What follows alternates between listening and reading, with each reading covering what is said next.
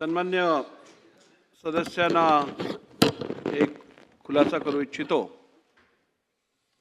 परवाच्या दिवशी आपल्या अधिवेशनाच्या पहिल्या दिवशी प्रथेप्रमाणे आपण शोक प्रस्ताव घेत असतो आणि आपल्याकडे जी प्रथा आहे आणि जे आपण यापूर्वी BSc मध्ये ठरवलेलं त्याच्या अनुषंगाने शोक प्रस्ताव हे केवळ अध्यक्ष वाचून दाखवणार असा आपण निर्णय घेतलेला।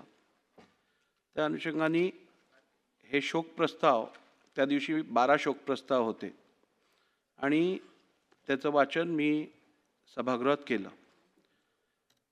12 शोक प्रस्ताव असल्यामुळे ते प्रिंट जी माझ्या हातात आलेली ती प्रिंट अत्यंत बारीक फॉन्टमध्ये होती आणि थोडी अस्पष्ट होती।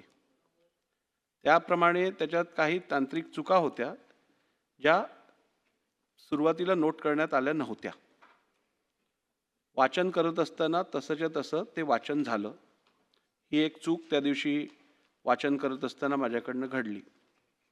परंतु गेली 4 वर्ष 4.5 वर्ष मी या सभागृहात अध्यक्ष म्हणून काम करत आहे तुमच्या सगळ्यांच्या सहकार्यातनं आणि ते काम करत असताना मी अनेक भाषणं ही मराठीत केली आहे, अनेक शोक प्रस्ताव मराठीत मांडलेले आहेत।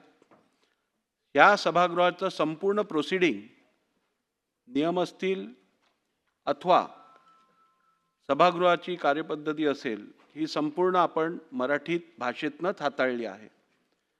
जेवढा अभिमान मराठी भाषेबद्दल या सभागृहातील प्रत्येक सदस्याला आहे आणि राज्यातील प्रत्येक व्यक्तीला आहे त्याच्यापेक्षा अधिक किंवा तेवढाच अभिमान मला मराठी भाषेबद्दल आहे।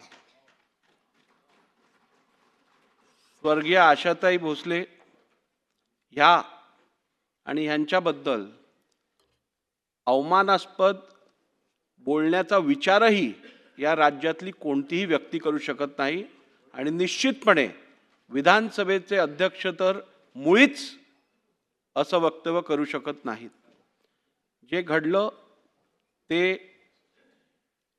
एका चुकीमुळे घडलेलं आहे, त्याचा कोणी वेगळा अर्थ काढू नये अशी मी विनंती करतो।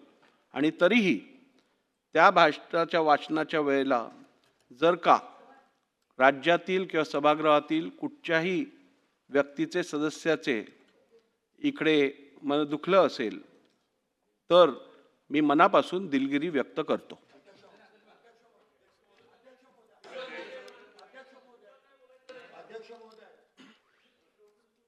आपल्या भावना आम्हाला समजल्या व अध्यक्ष महोदय आपली प्रतिमा मलिन होईल असं ते प्रिंट देणारे किंवा ते जे काय चुकीचे वाक्योपचार करणारे जी कोण व्यक्ती असेल त्याच्यावरती यथोचित कारवाई होणं ही गरजेची आहे।